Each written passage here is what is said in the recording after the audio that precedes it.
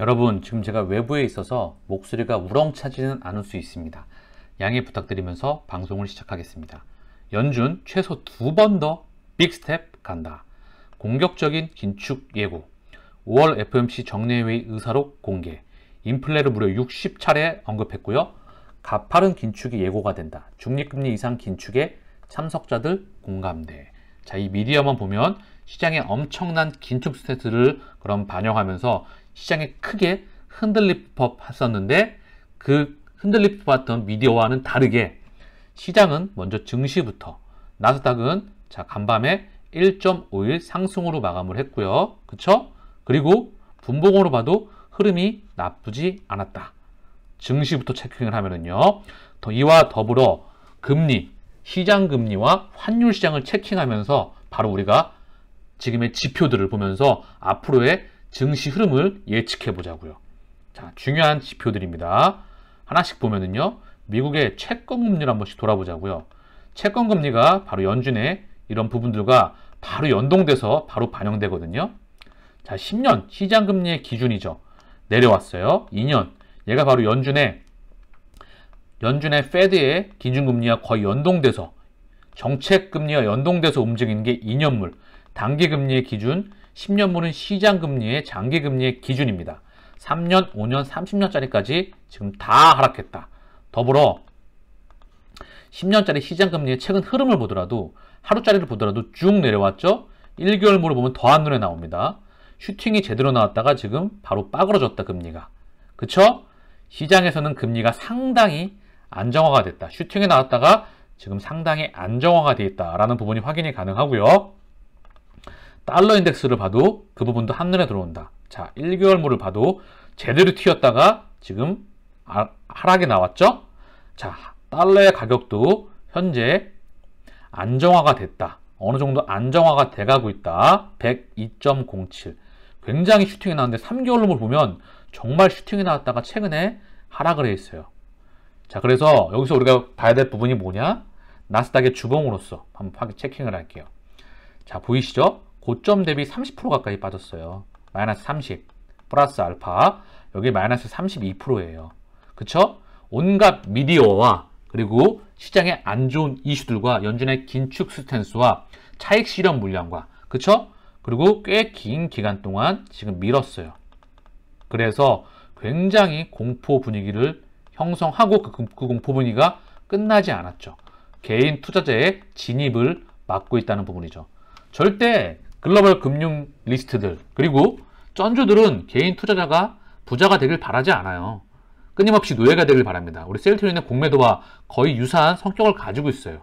즉, 들어오지 말라고 한다는 거죠. 그러나 우리는 지금 시장 지표를 통해서도 이제 관심을 가져야 될 때다. 이제부터는 긍정적으로 좀 시장이 어떻게 바뀌는지를 바라봐야 되는 스탠스가, 저는 제 바로 글로벌 뷰로서는 그런 관점으로 봐야 되지 않을까, 시차를 두고. 그래서 이제는 어떻게 시장이 바뀌어나가는지 시차를 두고 다시 한번 또 언급을 드리겠습니다. 오늘 셀트리온이 0.65 상승했고요. 헬스케어가 0.33 상승, 제약은 0.63 하락 마감하였습니다. 코스피는 0.18, 코스닥은 0.14 하락 마감했어요. 셀트리온 오늘 21선에 지금 딱 저항대에 맞아 있는 모습이에요. 더불어 일봉상 매물대 21선 저항과 일봉상 저항을 함께 막고 있는 모습이다.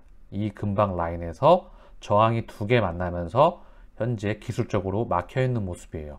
21선이 중요하다. 제가 계속 어제부터 강조를 드렸죠. 기술적인 부분. 자, 그리고 헬스케어는 그나마 차트 모양이 나쁘지 않습니다. 그나마 얘는 61선에 맞아 있는 모습이에요. 이 하락에 대한 기울기가 조금은 이 기울기의 폭이 조금은 안정화되고 있어요. 그래서 이제 이 모양으로 가야 되겠죠. 자, 지직 기간 조정을 거쳐서 이 부분에서 돌아 나갈 수 있기를 기대해 보고요. 자, 제약도 마찬가지로 21선에 딱 하고 맞아 있어요. 셀트리온과 거의 유사한 모습이죠. 그쵸? 이 부분이 돌아 나가기 위해서는 시장은 이제 제가 봤을 땐 저는 좀 긍정적으로 보고 있어요. 이제부터는 물론 지켜봐야 되겠지만 정말 셀트리온 헬스케어와 셀트리온과 제약에게 필요한 부분은 숫자이다. 왜? 계속해서 결과물을 만들어냈기 때문에 이제 숫자로서 증명을 해내야겠죠. 그 기반 위에 합병이 진행되리라 저는 생각합니다. 익수다의 ADC 항암제 글로벌 임상 1상 시작. 그날까지 2018님께서 자료를 남겨주셨습니다. 제가 익수다에 어제 파이프라인에 대해서 언급을 드렸죠. 2021년 5월 셀트리온은 익수다 테라피틱스 ADC 플랫폼 기술 보유에 530억 원을 투자하여 1대 주주의 위치에 오를 수 있는 권리를 확보하여서 하고 있습니다. 모든 제품에 대한 상업화 권리도 셀트리온에게 있습니다. 서진석 의장이 이미 익수다 이사회에 참여하고 있는 상태이며 사실상 셀트리온의 계열사입니다. 익수다는 전 임상 단계에 있는 4개 이상의 ADC 파이프라인을 보유하고 있는데 그중 익수다 03의 글로벌 임상 1상이 드디어 시작되었습니다. 지난 5월 9일 미국 NIH 임상 사이트에 등록되었네요. 자, 익수다 03 이 부분에 대해서 지금 첨부를 해주신 부분이고요. 혈액암의 일종인 B세포 비호칭키스 림프종 환자 140명 대상으로 오늘 7월부터 연구가 시작됩니다. 이번 프로젝트는 익수다의 ADC 기술을 통해서 트룩시마, 결국 항체가 우리가 기본적으로 경쟁력을 가지고 있죠. 세계적인 경쟁력. 트룩시마의 독성 약물을 결합시킨 ADC 표적 항암대로 추정됩니다. 그래서 유방암 ADC 항암제 익수다 014도 조만간 글로벌 임상에 착수할 것으로 기대됩니다. 자, ADC 차세대 항암제 신약으로서 우리가 정말 많이 기대를 해볼 수 있는 부분이죠. 이제 항암제에서도 신약을 출발하는 임상에 들어간다는, 사람 임상에 들어간다는, 그리고 이제 신약으로서 도전을 하면서 진짜 라인업에 신약을 가질 수 있는 날을 기대해 보겠습니다.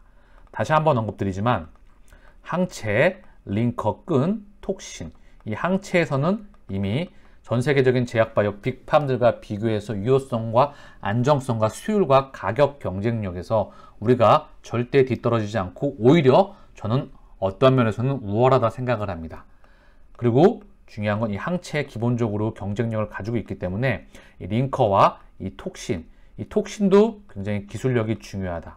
자체 이제 톡신도 계속 발전이 되고 있기 때문에 PBD 톡신이라고 하는 독성을 굉장히 강화시킨 거예요.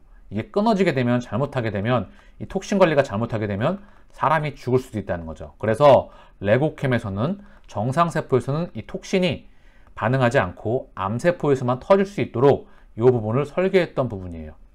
그래서 이런 톡신과 링커와 결합 부위와 이런 부분들로 인해서 ADC 학회에서 기술력을 이미 인정을 받았다. 자, 그래서 레고캠과 바로 익수다와 셀트리온의 이 작품을 우리가 기대해 보자고요. 길리어드 사이언스, 글로벌 기업이 되기 위한 M&A의 중요성. 자, UHUHENG님께서 글을 남겨주셨습니다. 자, 같이 한번 보면은요. 길리어드 사이언스 신약 개발과 인수합병으로 글로벌 기업으로 발전. 3억 달러에서 약 1000억 달러. 330배 성장한 글로벌 기업 길리어드 사이언스는 우리나라에서 타미플루로 잘 알려져 있으나 사실 해외에서는 에이즈 치료제로 더 유명한 글로벌 제약 기업임. 길리어드는 특히 타미플루 특허가 만료되기 직전 세계적 대유행을 했던 신종플루 치료제 이벤트와 인수합병을 통해서 글로벌 기업으로 성장한. 재미 한국인 김정은 박사가 주도하여 개발한 타미플루는 회사 내에서는 에이즈 치료제에 밀려 로슈에 기술 이전하였고 실질적인 과실은 로슈가 대부분 가져갔음. 하지만 타미플루의 성공으로 길리어드 사이언스가 가져간 시장 내 인지도 상승은 그 이상의 가치가 있음. 또한 실질적인 회사 규모 확장과 주가 상승은 결국 물리적 기업 확장 방법인 인수합병을 통해 달성하였음을 당시 길리어드 사이언스 존 밀리건 CEO의 인터뷰를 통해 알 수 있음. M&A 인수합병과 관련하여 일부 내용을 발췌하고 인터뷰 기사 전문은 링크를 겁니다. 길리어드도 돈이 부족하여 M&A를 주식으로 했네요. 자, 얼마 전에 길리어드가 바로 ADC의 회사를 25조 원을 들여서 이뮤노메딕스를 인수하게 됩니다.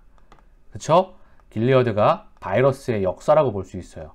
자, 그쵸? 아까 언급드렸던 타미플루, 에이즈 치료제. 자, 그리고 이 부분에 대해서 이제 바이러스 말고 차세대 먹거리를 항암제로 정하고 바로 ADC와 CAR-T라고 하는 유전자 치료제, 즉 얘도 혈액암에서 굉장히 탁월한 효능을 보이고 있고요. 그리고 중요한 건 고형암에서는 어느 정도 유효성과 이 부분이 검증이 아직은 차이점이 케이스 바이 케이스로서 나타나고 있습니다. 즉 잠깐 부가적으로 언급을 드리면 CAR-T 치료제는 유전자 치료제와 항체 치료제와 세포 치료제에 융복합되는 그런 치료제예요. 그래서 다시 한번 마무리를 좀 지면은요, 이 먹거리를 M&A를 통해서, 인수합병을 통해서 지금 잡아가고 있다. 판을 형성하고 있다. 셀트리온도 이제 자금을 통해서 이제는 이제 자체적으로 회사를 키웠죠. 세계적인 항체 바이오 시밀러로서 세계 최초로서 이제 빅팜을 통해서 여유 자금을 갖고 확장을 해 나가야 된다 생각을 합니다. 현재 임상을 하고, 그리고 신약도 임상하고요. 그리고 캐시카우도 계속 창출해 나가고요. 계속 끊임없이 여기에 자금이 투입되겠죠. 그리고 계속 영업으로서 돈을 벌죠. 이 자금으로 연구개발부에 대한 확장, 또한 R&D, 공장 캐파의 확장, 추가로 인수합병이 필요하리라 생각합니다. 그 일환으로서 바로 익수다가 언급되고 있는 부분이고요. 또 추가적인 부분이 계속 진행되어져야 생각합니다. 또한 파트너와 협업도 필요할 것이라 생각을 하고요. 결국 셀트리온은 계속해서 확장해 나갑니다.